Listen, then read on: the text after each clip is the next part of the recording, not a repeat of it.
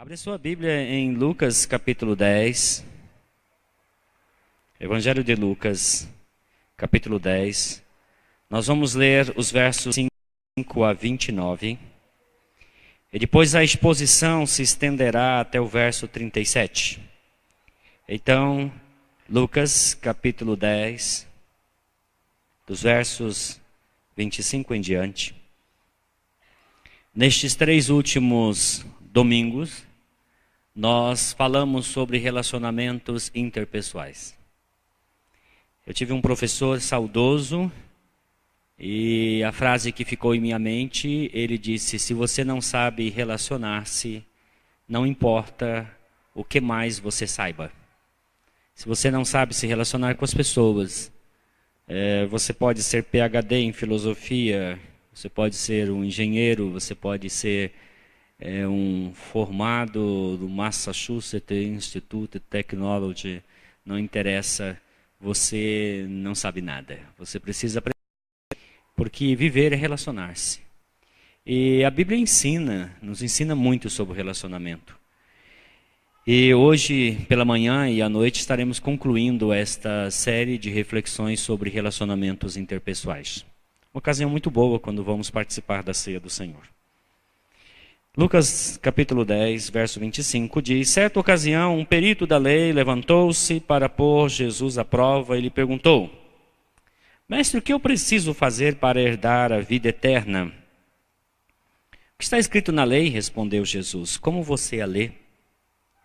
E ele respondeu: ame o Senhor, o seu Deus, de todo o seu coração, de toda a sua alma, de todas as suas forças, de todo o seu entendimento, e ame o seu próximo como a si mesmo. Disse Jesus: você respondeu corretamente, faça isso e viverá. Mas ele, querendo justificar-se, perguntou a Jesus: quem é o meu próximo? Muito bem. No livro de Lucas nós encontramos inúmeras parábolas. O evangelista Lucas se preocupou em retratar, em relatar as parábolas contadas por Jesus, porque ele achou importante e extremamente didático. Essa é uma delas. Nós não poderemos, devido ao tempo e também à necessidade de celebrarmos a ceia do Senhor, expor detalhadamente esta parábola. Para os mais curiosos e desejosos de saber, eu recomendo o livro do Kenneth Bailey, Parábolas de Lucas. Quando eu fiz seminário lá em 1900 e alguma coisa, chamava-se então O Poeta e o que este aqui, Parábolas de Lucas. Eu recomendo, essa é a minha fonte. Não estou escondendo de onde tirarei muitas coisas daquilo que falarei nesta manhã. Bom, essa parábola ela é antecedida por um diálogo. A parábola é a parábola do samaritano. Convencionou-se chamar a parábola do bom samaritano, mas a palavra bom não aparece no texto. Agatos ou kalos não aparece aqui no texto em lugar nenhum. Jesus não chama o samaritano de bom. A gente acabou chamando ele de bom. Mas o samaritano é um samaritano. É alguém que... a parábola é um recheio de uma conversa que começa repentinamente. Jesus está andando em um determinado lugar e Lucas diz certa ocasião, não diz especificamente quando foi isto. Aproximou-se de Jesus um perito da lei. Verso 25. O perito da lei era um escriba. Era um homem que um certo dia foi lá fazer o seu bar mitzvah, que é a cerimônia de passagem para um garoto de 13 anos. Despertou interesse em algum mestre, algum estudioso também, investiu nele e esse menino se tornou um estudioso da lei. Era como se fosse um advogado, uma pessoa que conhecia profundamente a lei de Moisés, em todos os seus detalhes, também o pronunciamento, a interpretação dos rabinos em suas diversas vertentes. E estes homens, cabia a eles responder perguntas do povo. Então, costumeiramente, pessoas vinham a ele dizendo: olha, o que eu faço em relação a isso? Eles diziam: olha, Moisés disse isto, rabino tal disse isto. Então, eles eram solucionadores de problemas em relação à lei. Tinha uma dúvida sobre a lei, perguntava para o escriba, para o perito da lei. E eram muitos homens assim, e eles conversavam muito entre eles, tinham seus debates. E era comum que, ao encontrar um outro, para herdar a vida eterna. Só que Lucas diz que este perito da lei não estava com uma boa intenção. O verso 25 diz, com a intenção de colocá-lo à prova. A pergunta deste homem é uma pergunta legítima, porém ela é capciosa, ou seja, ela traz consigo um certo veneno, uma pegadinha, e Jesus percebe. Ele chega para Jesus e fala, o que eu faço? O que eu devo fazer? Jesus não cai na dele. Ele esqueceu, ele ia ficar acrescentando, e a conversa ia delongar, não ia ter fim, seria um debate. Jesus percebe que seria infrutífero aquilo, então Jesus usa uma estratégia de devolver a ele a pergunta. É praticamente uma maiêutica socrática. O que você está perguntando, na verdade, você sabe. Então responde para mim. O que a lei diz? O que está escrito na lei? Você é um perito da lei. Fala para mim. Jesus aceita o desafio, só que vira a conversa dizendo, olha, você está fazendo uma pergunta que eu sei que você sabe a resposta. E qual é a resposta? Como é que você lê? Como é que você interpreta a lei? Qual é a linha que você está pegando? A que rabino você está seguindo? De todo o seu coração, de toda a sua alma, com todas as suas forças, de todo o seu entendimento, e ame o seu próximo como a si mesmo. Ele está citando a separação. Porque ele faz uma junção de dois mandamentos, o primeiro lá em Deuteronômio e o outro em Levítico. E ele a essência da lei são esses dois mandamentos, a primeira e a segunda tábua da lei. E Jesus responde para ele, olha, parabéns. Verso 28 ele fala, você respondeu muito bem, garoto, parabéns, né?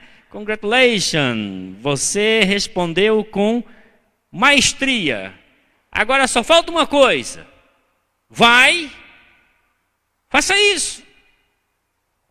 Faz o que você já sabe que deve fazer, e fazendo isso você terá. E aqui nós temos um detalhe sutil. Este homem se apresenta diante de Jesus, desejoso de perguntar, o que eu faço para ter a vida depois da vida? Depois que eu morrer, como é que eu vou ter aquela vida com Deus? Jesus chega para ele e responde, devolve a pergunta, e depois quando ele responde, Jesus diz para ele assim, olha, se fizer isso, você já começa a viver esta vida que você tem hoje. Quando Jesus voltar e você reaver o seu corpo, na verdade Jesus disse, a vida eterna é vivida desde então, porque a vida eterna, ela começa quando nós nascemos de novo. E aquele homem recebe essa resposta, mas ele queria delongar a conversa. Por isso, 29 diz, mas ele, não satisfeito com a resposta que teve, querendo justificar-se, pergunta a Jesus, quem é? As roupas, espancaram-no e se foram, deixando-o quase morto. Aconteceu estar descendo pela mesma estrada um sacerdote, quando viu o homem, passou pelo outro lado. E assim também o levita, quando chegou ao lugar e o viu, passou pelo outro lado. Mas um samaritano, estando de viagem, chegou onde se encontrava o homem, e quando o viu, teve piedade dele, aproximou-se, enfaixou-lhe as feridas, derramando nelas vinho e óleo, depois colocou sobre o seu próprio mal. O segundo diálogo vem logo em seguida. Jesus propõe alguns quadros. E nesta parábola, Jesus nos fala sobre atitudes. 3 possíveis atitudes que nós podemos ter em nossos relacionamentos interpessoais. 2 atitudes viciosas, uma por excesso, a outra por falta. E apenas uma atitude virtuosa, a última atitude demonstrada pelo samaritano. A primeira atitude, nós podemos chamá-la de antipatia. O prefixo anti grego significa aquilo que está em... A estrada de Jerusalém ladrões eram pessoas que, ao roubar, muitas vezes chegavam às vias do homicídio. Matavam suas vítimas. Neste caso, Jesus diz que quase chegaram a este ponto. Mas aqueles assaltantes, aqueles salteadores, eles tinham uma filosofia de vida que norteava. A filosofia deles é: o que é teu é meu. E se você não me entregar voluntariamente, eu vou tomar a força. E hoje, tanto quanto naqueles dias, há muitas pessoas que adotam esta postura nos seus relacionamentos interpessoais. São antipáticas, são avessas. Pois antipatia significa aversão, hostilidade, antagonismo, roubar-lhe as posses.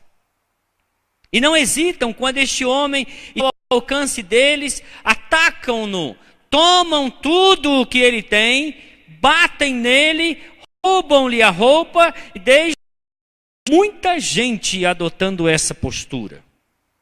Não somente aquele que bate carteira lá, e assim vai. Os batedores de celulares, os ladrões, nas mais variados, sentia assim, olha, bem tratado, foi um ladrão educado.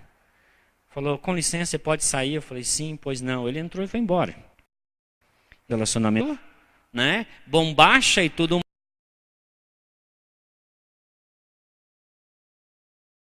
Ele poderia muito bem colocar este homem sobre o seu jumento, levá-lo para os socorros, os procedimentos futuros na cidade de Jericó, mas ele não faz isso.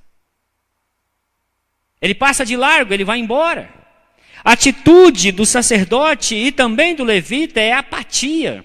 Apatia, o prefixo a, indica ausência. Ausência do quê? De sentimento, de afeição, de identificação, de misericórdia, de compaixão.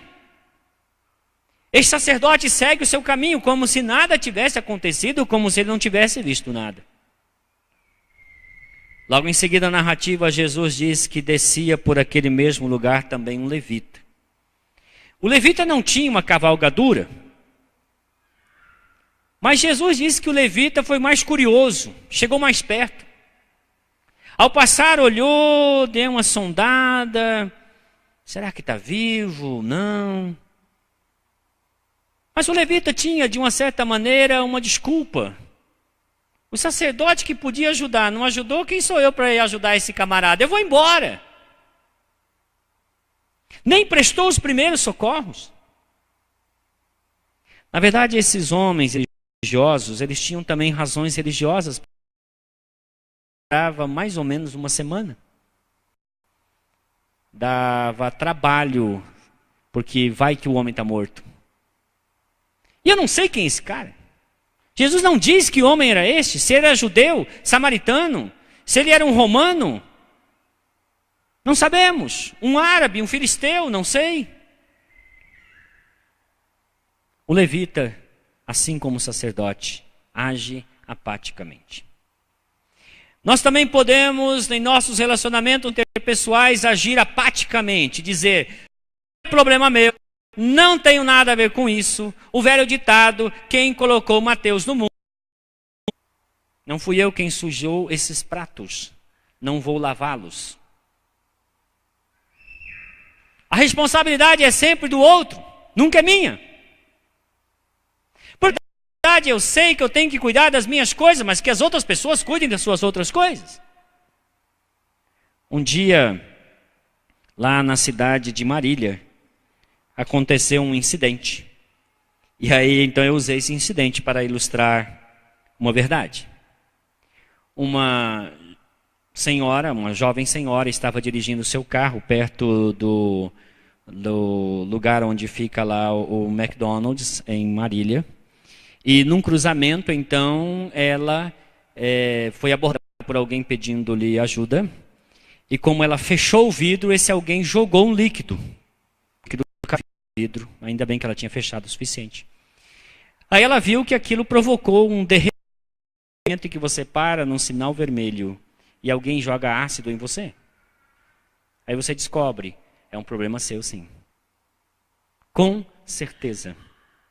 Só não chegou a você ainda, mas pode chegar.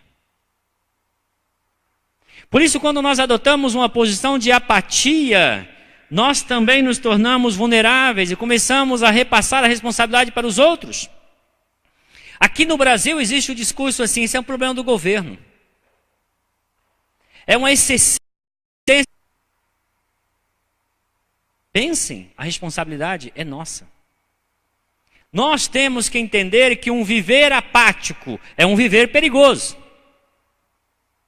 E esta postura dos dois religiosos, nós podemos adotar em nossos relacionamentos. Lamentavelmente, muitas pessoas têm essa postura. Ah, estão matando índios lá numa... Isso é problema dos índios, não é um problema meu. É problema seu. Sabe por quê? Porque quando os sinos dobram, eles dobram por você. Eles dobram por mim. Porque cada vez que morre uma criança de fome lá na África, você morre também. Uma parte de nós morre junto. Não podemos fechar os nossos olhos. Não podemos adotar a postura dos 3 macaquinhos. Não vi, não ouvi, não falo nada. Essa não é uma postura cristã.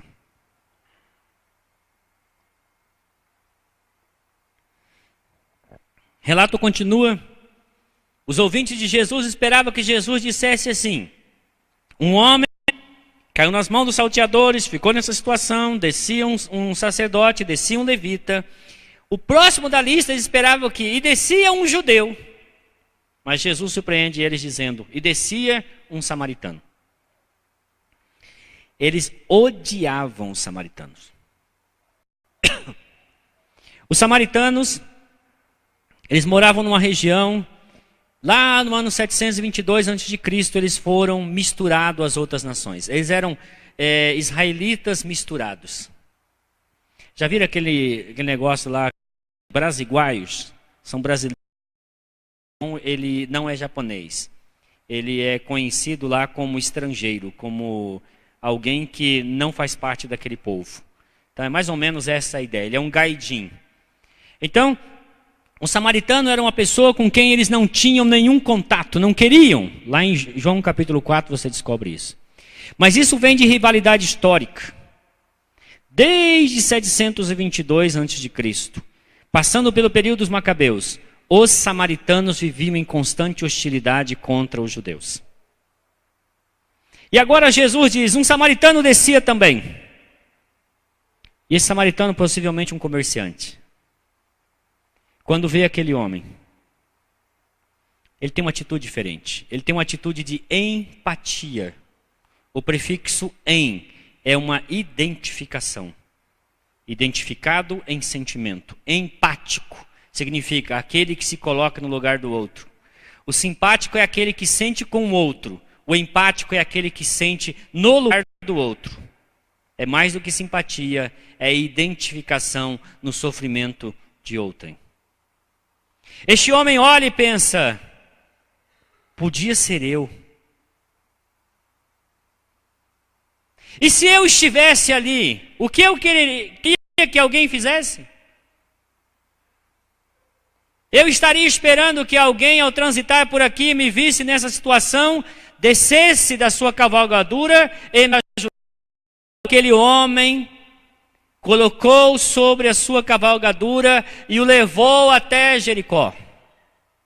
Chegando em Jericó, levou ele até uma hospedagem. Tratou dele. E no dia seguinte, precisando viajar, disse ao hospedeiro, fica com ele, cuida dele, daqui a 2 dias eu volto, as despesas que ele tiver, fica por minha conta. Isso foi um tapa na cara do perito da lei. Ele jamais imaginaria que Jesus ia contar uma história dessa. Imagina! O samaritano fazendo a coisa certa e todo mundo mais fazendo a coisa errada. Essa atitude de empatia é a atitude cristã. Pois quando nós percebemos a dor do outro, ao percebermos a dor do outro, já pesará sobre nós a responsabilidade de suavizá-la. Porque Deus se permitiu que você visse a necessidade de alguém, é porque Ele quer que você é capaz de ajudar a esse alguém. Não transfira a responsabilidade que Deus está colocando sobre você. Aquele homem descia e viu e disse: eu estou vendo, a responsabilidade é minha. Eu sou responsável por fazer o que eu puder fazer para salvar a vida deste homem. E fez. Colocou sua vida em risco. Podia ser aquele homem, talvez, um encenador, um ator, estivesse dando a entender que foi assim, e associado aos assaltantes, estivesse ali para quando o samaritano fosse. Mas ao ao ajudá-lo, o samaritano também se expunha. Os salteadores poderiam estar por perto e retornar e também fazer o mesmo com ele. Mas ele não está pensando na sua segurança, ele está pensando na vida daquele que está em perigo de morte. O socorre, o leva. E Jesus é muito preciso, porque Jesus mostra claramente. O levita não prestou primeiros socorros, o samaritano prestou primeiros socorros. O sacerdote não levou o ferido para receber ajuda, ele levou o ferido na sua própria cavalgadura. Os assaltantes tomaram tudo. O samaritano devolve ao homem que perdeu tudo que ele perdeu. Pois cuida dele e ainda tem despesa em mantê-lo na estalagem. E cobre todas as despesas médicas que o dono da estalagem tivesse com aquele. Assim, essa história, Jesus faz àquele homem a pergunta certa. Verso 36. Aquele homem havia perguntado, você pode ver, no versículo 29, quem é o meu próximo? Aí Jesus, no verso 36, faz uma pequena mudança. Ele queria saber assim, quem é o meu próximo que eu devo amar? E Jesus diz para eles assim, quem dos três lhe parece ter sido próximo do que estava ferido?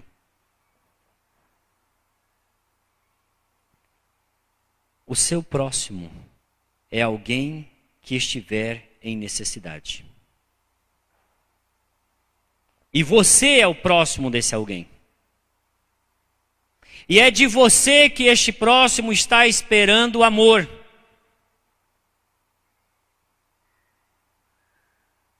Jesus mostra claramente para ele o seguinte, olha, você está procurando o próximo? Eu quero dizer, o próximo é você. E o próximo de você é qualquer pessoa que você saiba que esteja precisando de você. É essa pessoa que você deve amar. Mas esse homem ferido, Jesus não disse que se era judeu, grego, samaritano, galileu, árabe. Jesus disse, certo homem. É homem, no sentido genérico, é seu próximo. Ah, ele é islâmico. Ele adora Alá. Ele é humano. É seu próximo. Mas pastor, ele é macumbeiro. Ele é humano. É seu próximo. Pastor, ele usa droga. É humano. É seu próximo. Ah, ele bateu na mãe dele. É humano. É seu próximo. Acredite, é seu próximo. Um dia, uma mocinha lá do CRAS chegou e falou assim, pastor, eu tenho que não querem ajudar porque a mãe é dona da boca do tráfico. A igreja não podia ajudar. Eu falei, a igreja deve ajudar. Ah, que bom. eles voluntariamente chegam lá e dizem: pastor, está aqui uma cesta básica, aparecer alguém, não importa quem, leve. Fui lá com a mocinha do CRAS, levamos. Entregamos a cesta básica na boca. Não importa o que eles... Tem 3... Nós fomos lá, levamos para ela. Eu disse para ela: nós estamos entregando isso aqui, não importa o que a senhora faça, você precisa ser ajudada, seus filhos precisam ser ajudados, quantas vezes for necessário, nós vamos ajudar. Porque é gente. Eu não sei quem era o ferido, mas eu sei que ele é meu próximo. Eu não sei se ele está fugindo porque ele matou o seu pai, a sua mãe, seus irmãos, sei lá eu. É o próximo. E aí Jesus diz assim: e aí? Quem é seu próximo? E ele fala assim: aquele que usou de misericórdia para com ele. Ah, queridos, nessa hora que Jesus leva ele a confessar uma coisa fantástica. Está aqui falando em português, Jesus falava aramaico. Jesus conversa com eles, provavelmente ou em aramaico ou em hebraico. Mas Jesus manda ele falar uma palavra. Jesus o induz a falar uma palavra que define o caráter de Deus. Ele diz assim: aquele que usou de hesed, aquele que usou de misericórdia para com ele. Aquele que fez o que Deus faz, pois a Bíblia diz que Deus é misericordioso. Quando nós agimos com empatia, nós nos assemelhamos ao nosso Pai, porque o nosso Pai é misericordioso. E Jesus é o samaritano por excelência, porque ele viu a nós, feridos, mortos, em delitos e pecados, e ele não somente nos socorreu, ele morreu na cruz para dar-nos a sua própria vida. Ele é o verdadeiro samaritano. E nos convida a sermos também tais qual ele, misericordiosos em nossos relacionamentos interpessoais. Por isso eu quero dizer a vocês: parem de ficar colocando condições para o amor. Porque o amor cristão é, antes de tudo, incondicional. Relacione-se com as pessoas, não pelo que elas fazem, não pelo que elas fazem, mas porque você as ama como Deus as ama e deu a ordem que você deve amá-las. Ame ao teu próximo como você ama a si mesmo. Ao terminar então, Jesus no verso 37, para ele: hora de agir. Você sabe o que fazer, irmão. Faça. E você terá vida. Curva mais uma vez sua fronte e oremos ao Senhor.